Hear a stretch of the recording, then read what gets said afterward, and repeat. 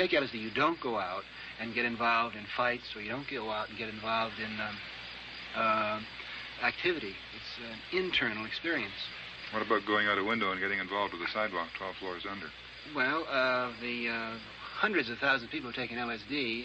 How many people have done that? The statistics show that taking LSD is no more dangerous than signing up for a 4-year course at Harvard College. A certain percentage of people who do either are going to get into trouble.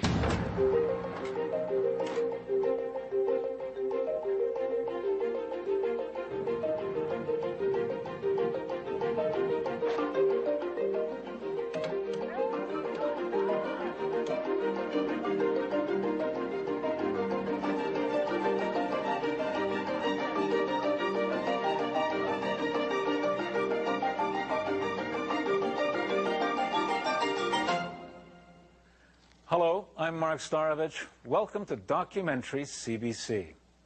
Back in the 1960s, a former Harvard professor stopped giving A's, B's, and C's and started handing out LSD.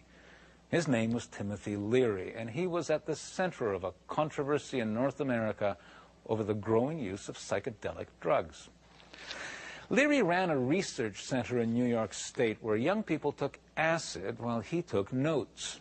The media took notice, including the CBC program Document. It interviewed Leary and filmed so-called acid parties in both Canada and the U.S. From 1966, here is How to Go Out of Your Mind, the LSD Crisis. Well, I'm a psychologist concerned with the treatment of addictions and have under medical supervision treated people, supervised treatment of patients for LSD for about 3 years. Originally taken this drug once myself to examine the effects in myself, and over a 3-year period we probably treated about 150 patients. Under carefully supervised conditions, there seems to be no danger at all. The drug can't be controlled. It's odorless, tasteless. There's no way it could be controlled, and who should control it? What authorities understand it well enough to dictate the control? I ended up trying to kill my boyfriend. While you were still under the influence of the drug? Yes. And when you came out of that? I got very upset, but I tried to. And I didn't know what had stirred me to do it. I still don't. But I want to find out why. I want to find out what's there. I had been addicted to heroin for 4 years, and I'm now not, and I attribute that to lysergic acid. My husband and I did it together, and it was a glorious day. The sun, and just everything was perfect. We went to Stanley Park, and I just felt so one, so human and alive again for the first time in years. I was interested in the whole aspect of, as Leary says, consciousness expansion and spiritual awareness, a heightened form of living, I guess. Did you achieve that? Yes, definitely. I've known 2 people who've killed themselves under LSD. You're right out of control of your own, control. Are there acid parties going on in this city right now? Yes. Yes. At this very second. I mean, if I said, let's go to an acid party, you could take me to one. I could, but I won't. I'm 18 years old. I've taken LSD about 10 times. And do you intend to take it again? Perhaps. The core of a living human brain cell behaving normally, accepting or rejecting, remembering or forgetting faint impulses reaching it. Then LSD is introduced. In a moment, the faint tendrils will begin to withdraw, perhaps symbolizing the lifting of inhibitions ingrained by the habits of a lifetime. LSD. During the past 20 years, its effects have been widely researched, but it remains a mystery drug. To the despair of many doctors, today turning on or taking a trip, using LSD more or less for kicks, is fashionable.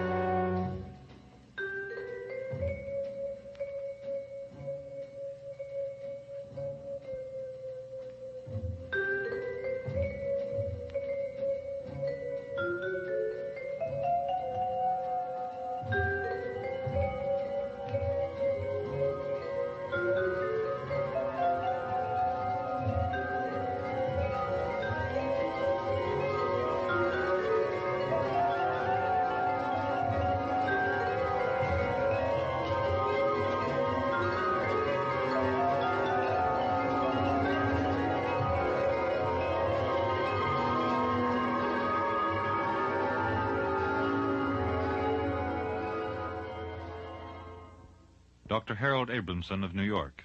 He has published 45 research papers on lysergic acid. LSD has found its greatest dangers, I believe, in the hands of those who are not qualified to use it, namely those who administer it to themselves.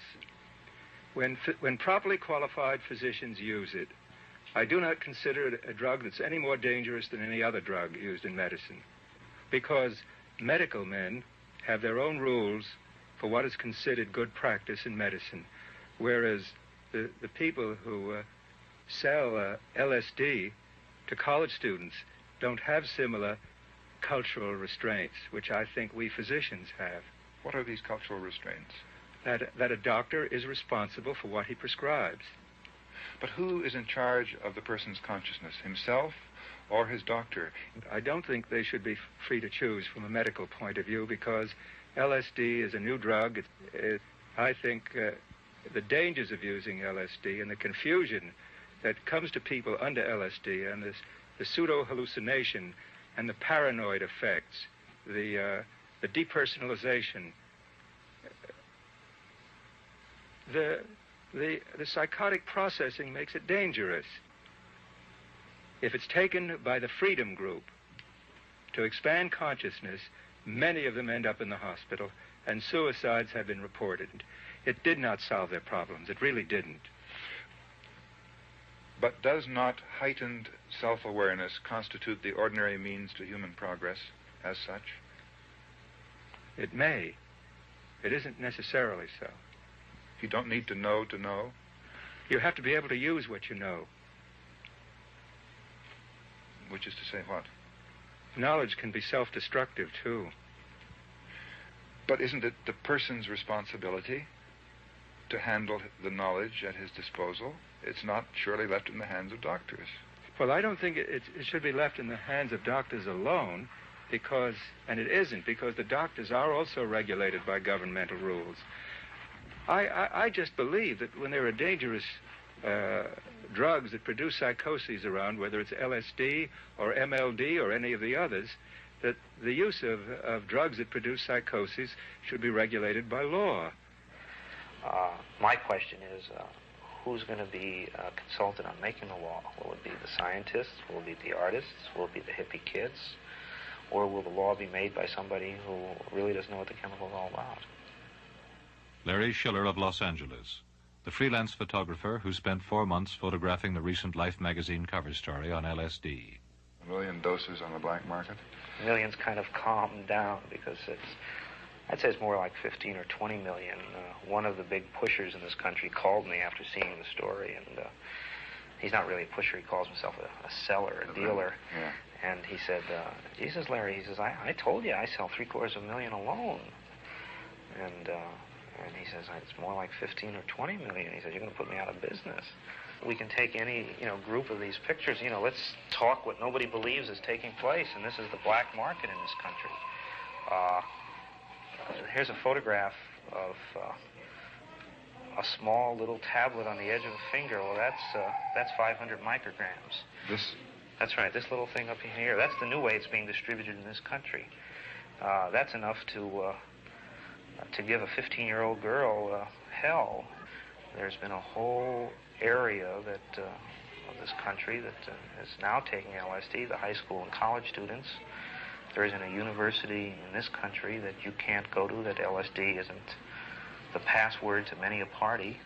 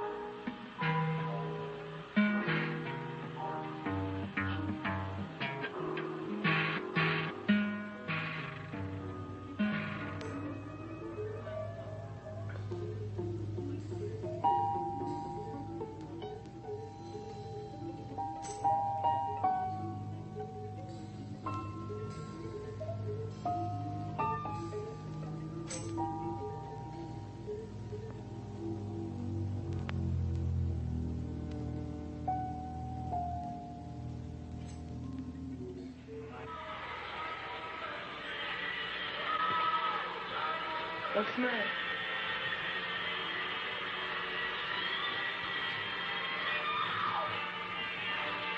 Come back. Come back.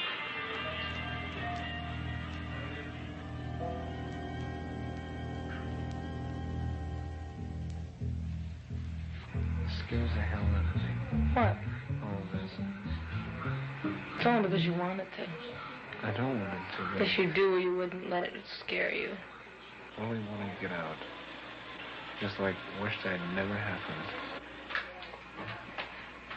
All that grox is gone. Look behind you. Did you see it?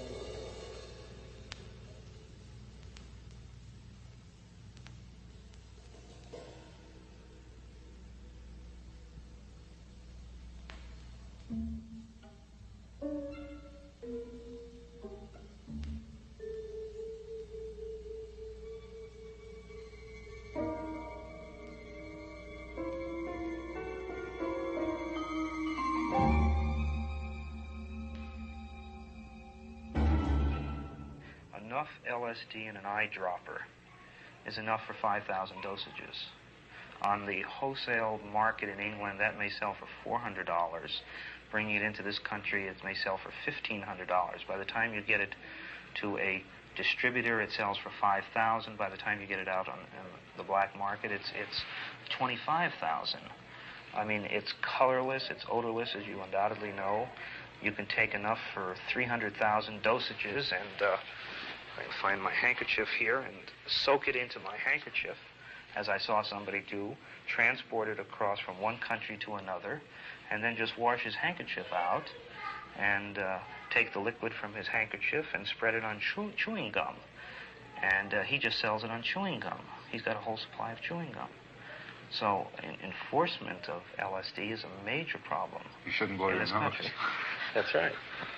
We are living in, and many of us in this room are part of, an epidemic.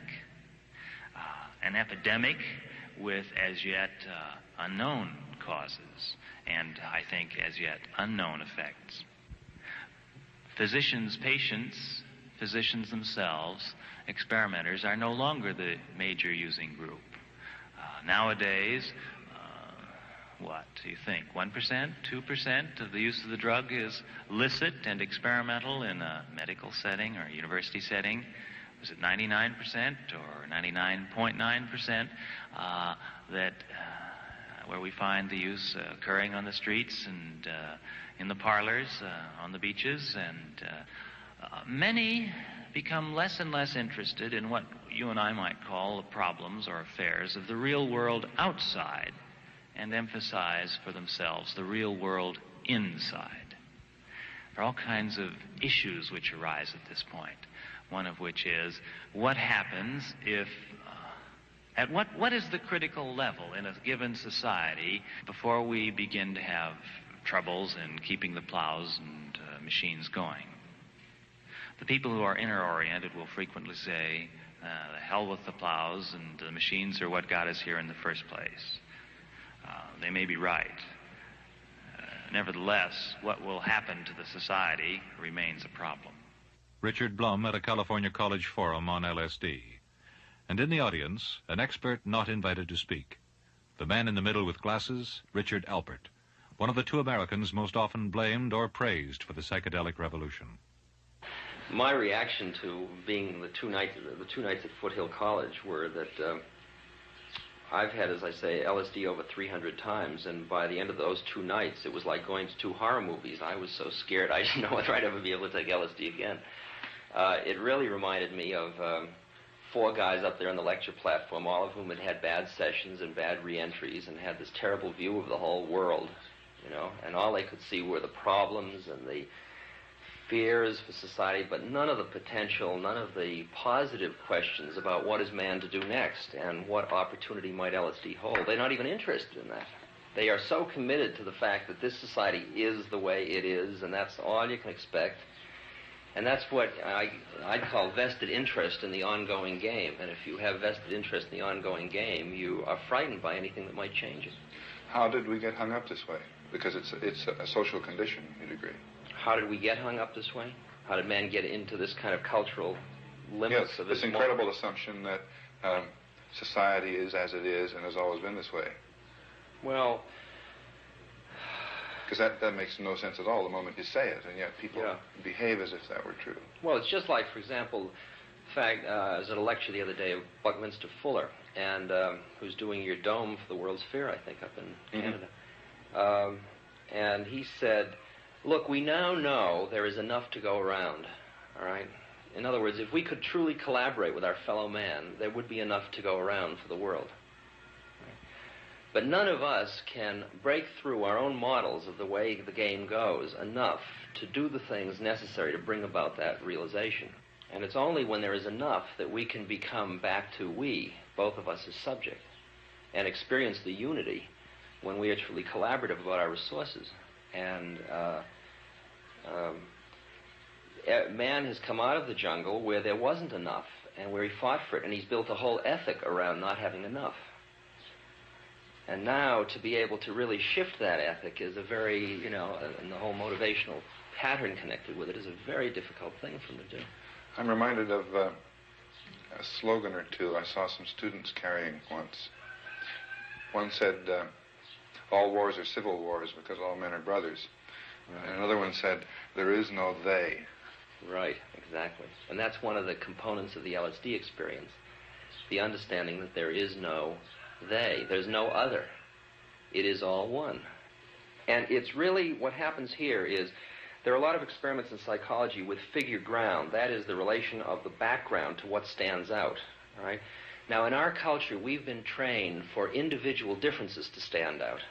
So you look at each person, immediate hit is brighter, dumber, older, younger, richer, poorer, and we make all these dimensional distinctions, put them in categories, and treat them that way.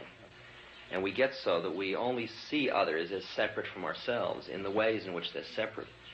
And one of the dramatic characteristics of the psychedelic experience is being with another person and suddenly seeing the ways in which they are like you, not different from you, and experiencing the fact, well, yes, indeed, we are brothers in the true sense of that which is essence in you and which is essence in me is indeed one. What's this do to the free enterprise market system? Well, what it does, if I understand it right, is it moves the basic motivation from an achievement, competitive, to a collaborative kind of enterprise, which means that I'm not working in order to beat you out, but you and I are working in order to both make it. Now, at this point, I'm aware that you're a separate individual from me. We're separate, but there is something similar. All right. Now, at this point, there is this start to break down of the separation, the separation between us. For example, I might look down, and this is an external hallucination. I will see my body disappear, right? Or see those ways in which I am different become like learned things that I wear, like this sweater.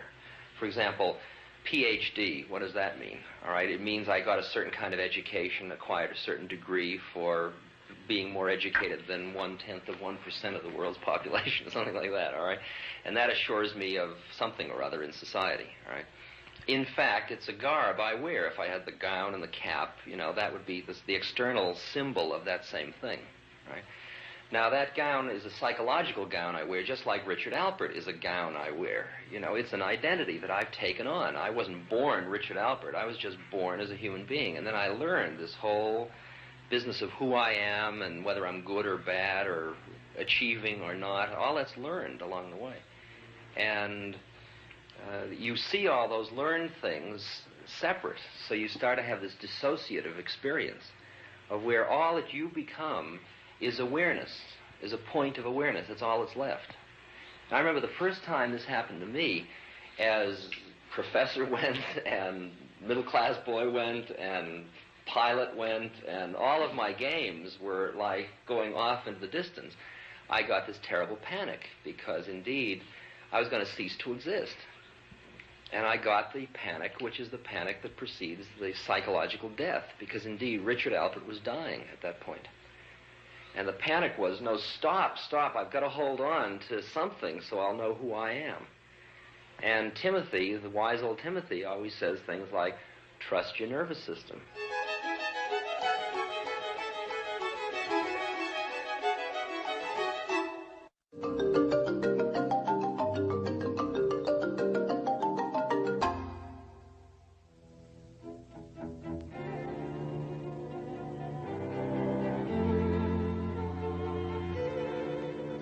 Dr. Timothy Leary, once a clinical psychologist and Harvard professor, now, by his own description, a visionary prophet. Others have called him the man most responsible for the North American crisis over LSD. Dr. Leary, what are you up to here? We teach the science and art of ecstasy. We teach people how to turn on or how to go out of their minds. By turn on, we mean to tune in, to get beyond your routine ways of thinking and acting and experiencing. And we often say that we're teaching people how to use their head. The point is that in order to use your head, you have to go out of your mind. You have to go out of all of the static, symbolic ways in which you think, experience. Most of us, most of the time, see the world through a very small set of filters. You use perhaps 1/1,000,000th of the potential energy and wisdom that's inside your head. So then people say, no matter what they say about LSD, we always translate it into using your head. So if they say LSD is dangerous, they say, your consciousness is dangerous. You're not saying LSD cannot be misused, though. Well, of course, it's a form of energy, and it releases energy. And any form of energy which man has discovered can be used for ill or for good. It can be used to gain power, control over other people, or it can be used to help people develop and grow. When you take LSD, you don't go out and get involved in fights, or you don't go out and get involved in activity. It's an internal experience. What about going out a window and getting involved with the sidewalk 12 floors under?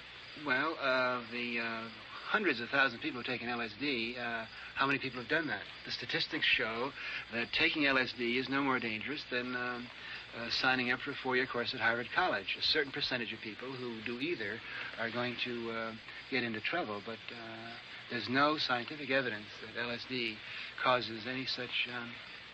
any distortion of the sort of root, say, suicide statistic, or the root... or mental hospital commitments. Mental hospital commitments. There's no evidence that LSD causes this, and there's evidence that it doesn't cause it, any more than you would expect by chance in a population of 1,000 people. But when you take LSD and your conscience expanded, the number of possibilities and the number of perspectives dramatically multiplies, and then you're in real ontological confusion. That's why we always have urged people, don't take LSD unless you're very well prepared, unless you're specifically prepared to go out of your mind. Don't take it unless you have someone that's very experienced with you to guide you through it. And don't take it unless you are ready to have your perspective on yourself and life dramatically changed, because you're going to be a different person, and you should be ready to face this possibility.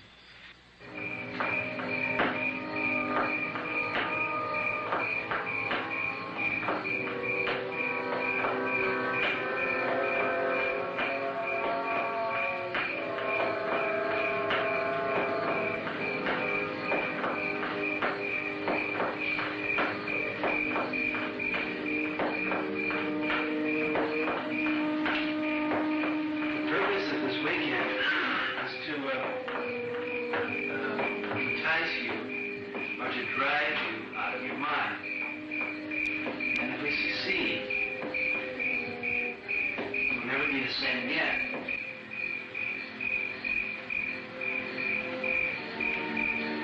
This is a form of magic. Magic is using energy in a way to take people beyond where they are at. This may be white magic.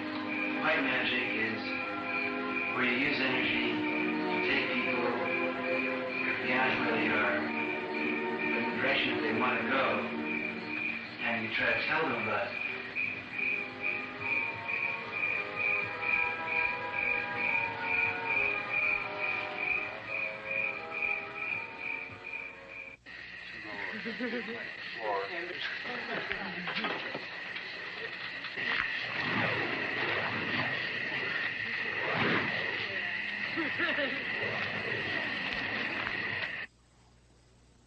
Timothy Leary's rented estate is almost as fantastic by day as it is by night.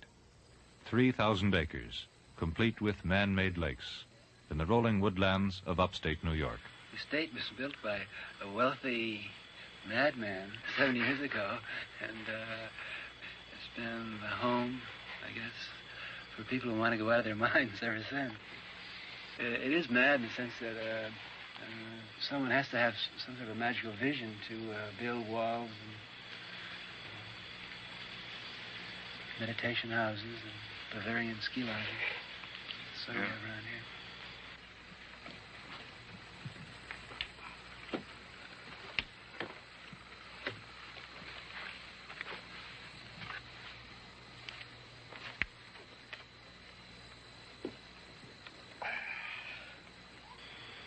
Incredibly magical place. Every few hundred yards has a little shrine of some sort.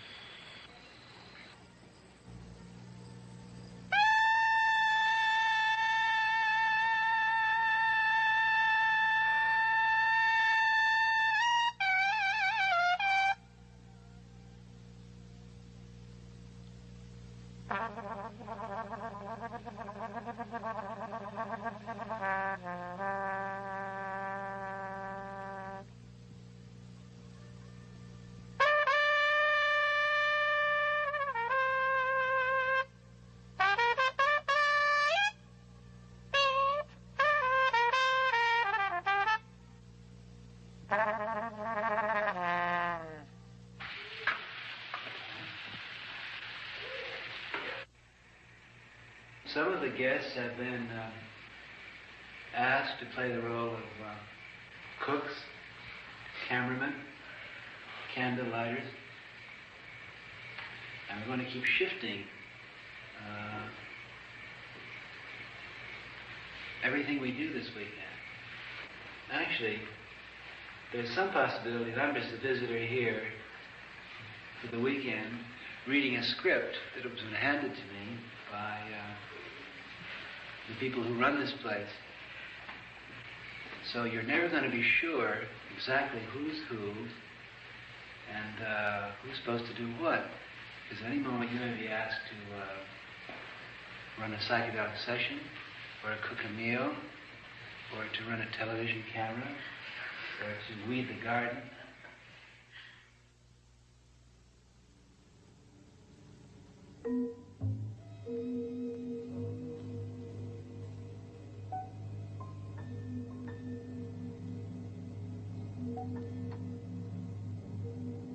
In his natural habitat, the prophet preaches.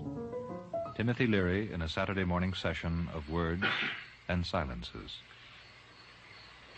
The first several years that we were engaged in psychedelic research, we deliberately tried not to impose any kind of session programs or any models or metaphors or theories on the psychedelic experience. During the first few years of our research, we concentrated on making the experience pleasant and educational and safe. The session tonight we're going to use as the model a voyage into your own body. The human brain receives several billion signals a minute. Your brain is being flooded with millions of coded messages from all parts of your body every second.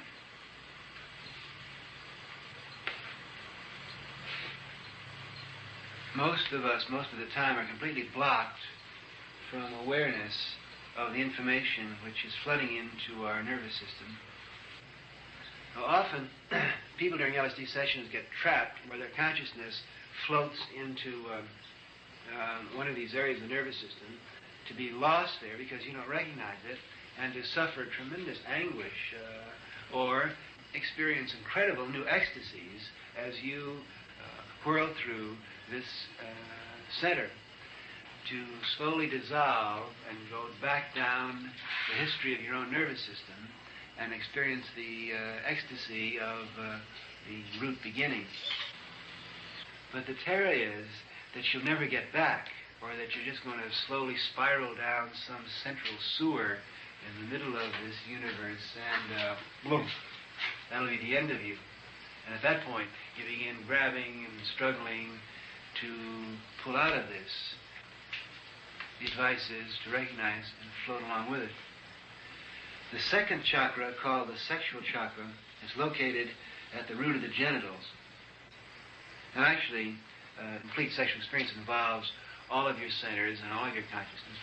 But the imagery of this center is dominated by the joyous, slippery union of male and female at all levels of evolutionary development. Now, they don't mean that you're fantasizing having a sexual affair with Marilyn Monroe. That's the most gamey aspect of the principles involved here. It means that your consciousness is hooked up to the basic male-female electrical process, which is expressed at every level of life in your body, because the consciousness of the sexual chakra is much broader than overt sex. Molecules, cells, germs, tissues, all higher forms, sliding together in the polar embrace. There comes the awareness that the 2 billion year chain of life, of all life, is simply the endless dance of couples, coupling in fierce ecstasy. The terror of the sexual chakra comes, as all terrors come, from the desperate attempt to hold on to the external symbolic ego. As you slip into moist, intertwined union, you discover that you are vulnerable and soft, and that you have given up your cherished individuality and all of your defenses. Your identity is merging in the union. You become aware of this incessant beat of all life in the universe, pulsing into every corner of your body. The ecstasy of this center is union of your flow and pulse in the river of all life, the harmony of your heartbeat with the pulse of all life. And this is the classic experience of unity which mystics have been writing about for thousands of years.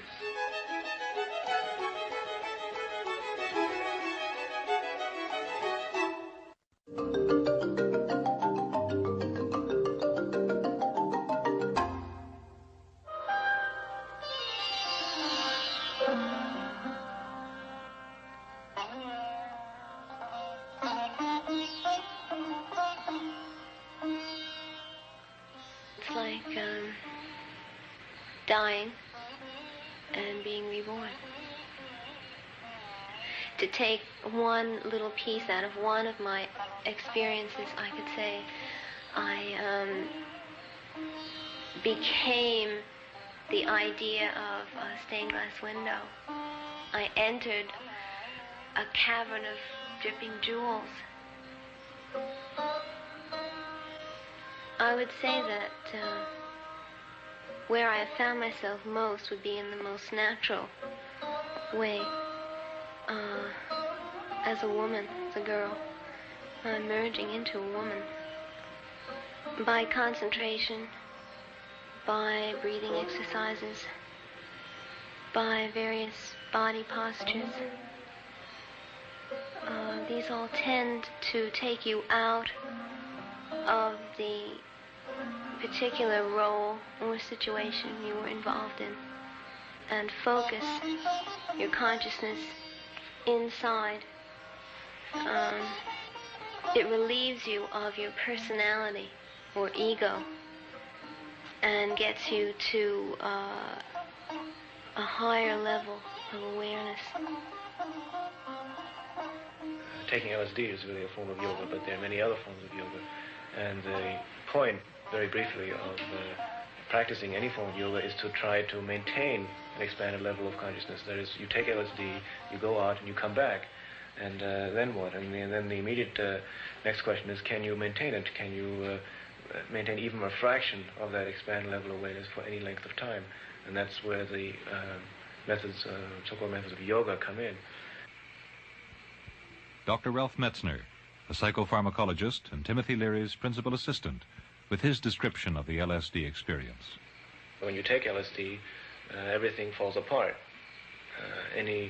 All learned structures, all thought patterns, all beliefs, opinions, emotional convictions, positive or negative, they all fall apart. How a person sees himself, what he thinks of himself in relation to the world, how he sees himself. Those are the ones that to which you cling most tenaciously, and those are the ones that go last. But essentially what happens when you take LSD, it all goes, it all breaks apart, and you're left with nothing. Then when you come back, what happens is that you go back to the same patterns that you left. But you then have the knowledge that something else is possible, and the possibility of perhaps changing.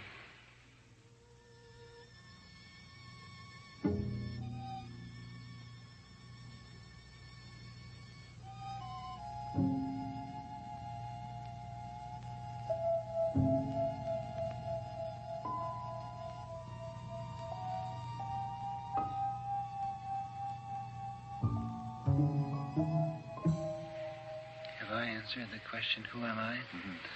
Well, I confront it all the time.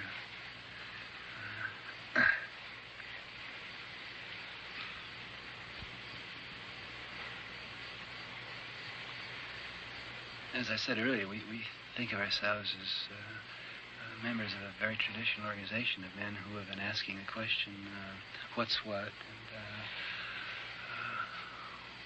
who is man, and what is this energy process all about? I went into psychology 20 years ago, basically as a career.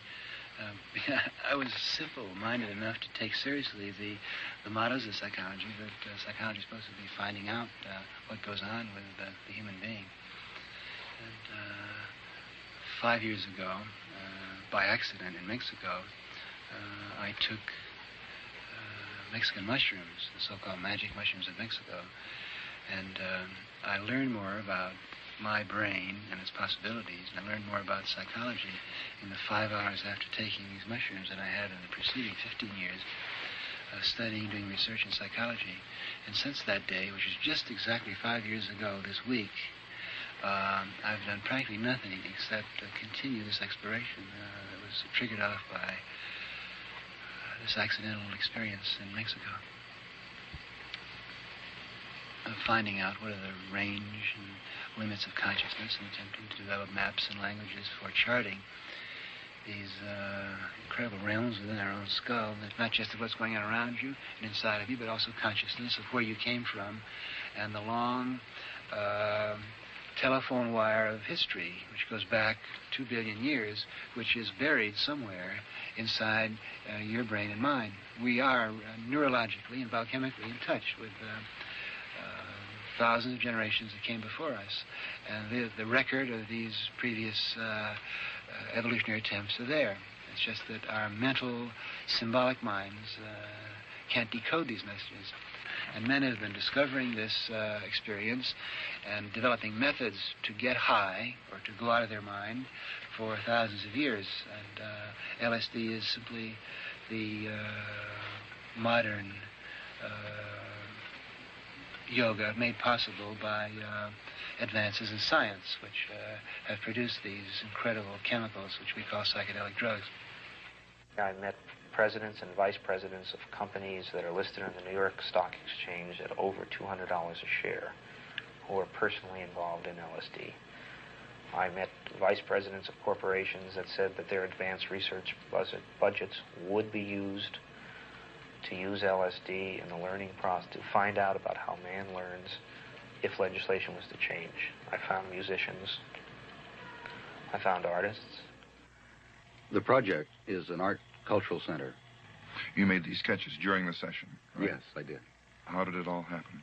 Essentially, during the quiet morning of not thinking about the project, but thinking in reference to it, I took a trip through architectural history and visited and saw various cities and places.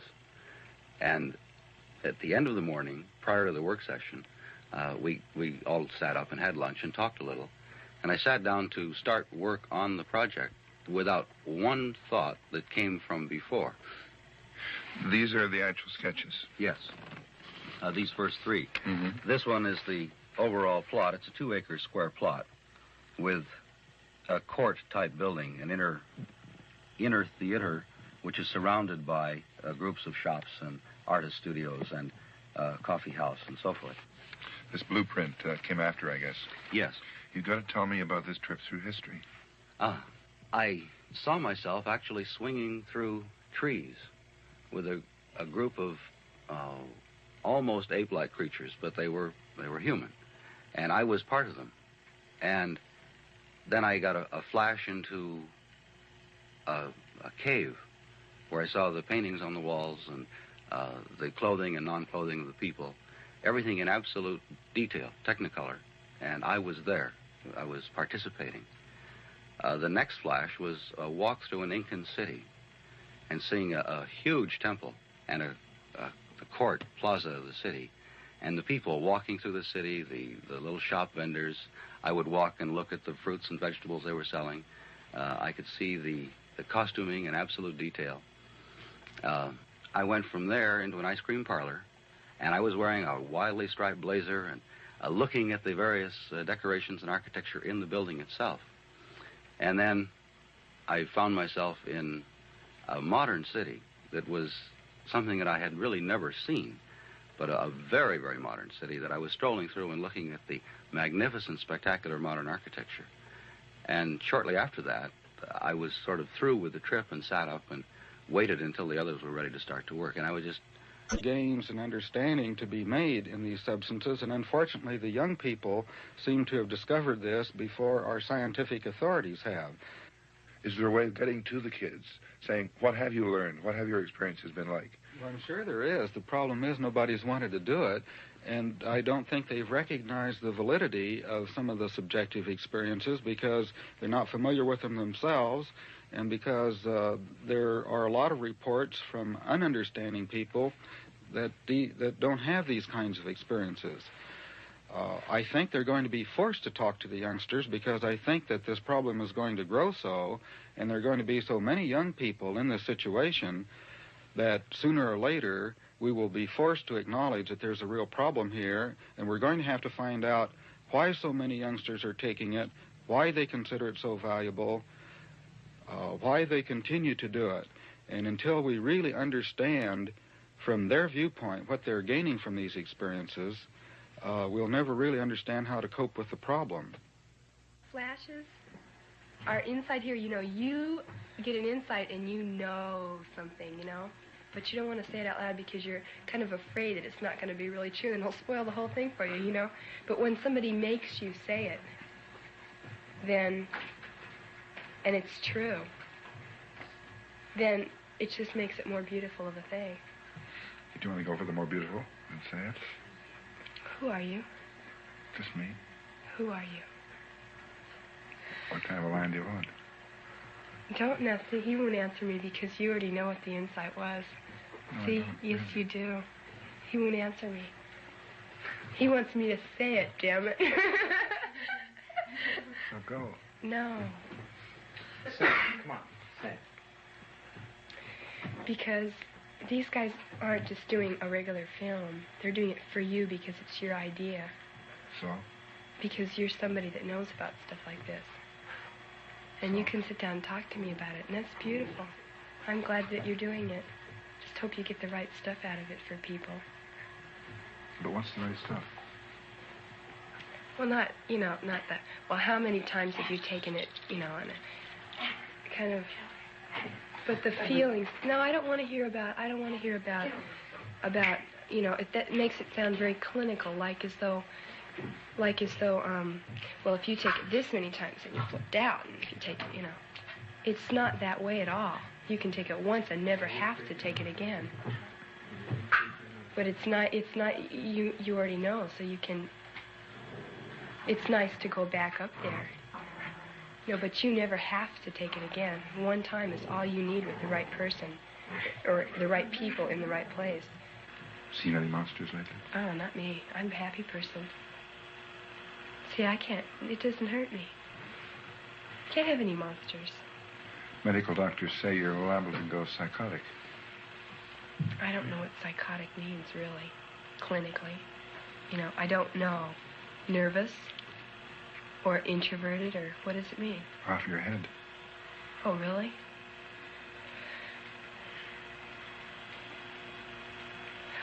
I really think this is a funny thing, but if all the people that took acid, when the people that I know that have taken acid,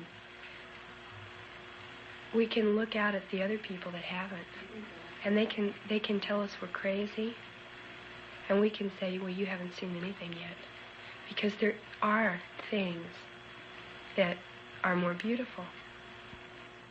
After taking LSD, I knew, quotation marks, what it was like to have been mentally ill. Dr. Abram Hoffer of Saskatoon, Canada's preeminent LSD researcher.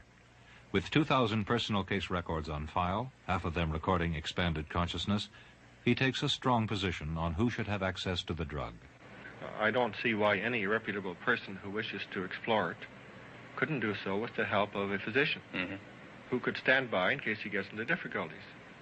We have an invariant rule in Saskatchewan that no LSD can be given to anyone unless there's a physician there who takes responsibility for it, and this also applies to physicians.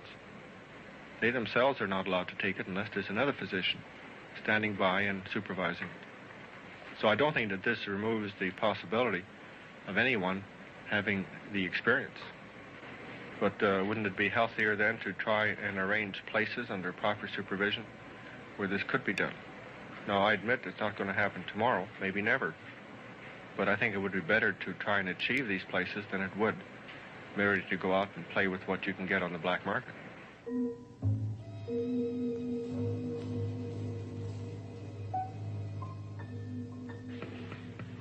I think it's interesting, and it stimulates me to want to take some. What about the risks that there might be involved? So when I go out there and I see, I just see things, I don't know if they're really that way or not, and it kind of makes me sick, so I want to see them some other way, because I know they'd have to be better than they used to look to me right now. What things? People. How do you mean? People walking around like robots, going to their little jobs and everything, and they just nauseate me. Because they don't live, they just exist. I don't know what those words mean. Well, I don't know. People just, they get up in the morning by the clock, and then they go to their job, and they eat lunch, and they come home, and they have a few hours of what they call pleasure, and then they go to bed, and they start all over again, and they just walk around like they see a red light, and they stop, and they just don't think any more about it than that. I want to look at him and see him in a different way than I would do. Just like they said, they see people and they're funny and everything, and colors, sound, and I want to see things like that. What are you going to do about it? Take LSD. It's around, you know.